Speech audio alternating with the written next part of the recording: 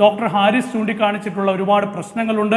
ആ പ്രശ്നങ്ങൾ പരിഹരിക്കപ്പെടേണ്ടതാണ്. കേരളം എപ്പോഴും ഒന്നാമതാണ് എന്ന് പറയുമ്പോൾ പോലും ആ ഒന്നാമത് എന്നത് നിലനിർത്താനും ആ മേഖല അത് തുടർന്നു കൊണ്ടുപോകാനും ആ മേഖലയിലുള്ള പ്രശ്നങ്ങൾ അടിയന്തരമായി പരിഹരിക്കപ്പെടേണ്ടത്. അതുകൊണ്ട് ഹാരിസിനെ ഒറ്റതിരിഞ്ഞ് ആക്രമിക്കുകയല്ല വേണ്ടത്.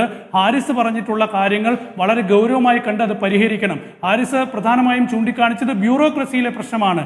ഈ ഒരു തുറന്നു പറച്ചിലിന് ശേഷം ഡോക്ടർ ഹാരിസ് ചൂണ്ടിക്കാണിച്ചിട്ടുള്ള പ്രശ്നങ്ങൾ പരിഹരിക്കപ്പെടുന്നത് കണ്ടു.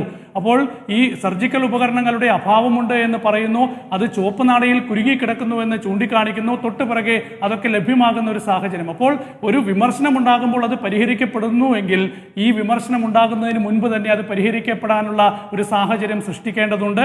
അതുകൊണ്ട് ഹാരിസിനെ കുരിശിൽ തറയ്ക്കുന്നതിന് പകരം ഈ പ്രശ്നങ്ങൾ വളരെ ഗൗരവമായി പരിഹരിച്ചുകൊണ്ട് മുന്നോട്ട് പോകാനുള്ള സംവിധാനമാണ് ഉണ്ടാകേണ്ടത്.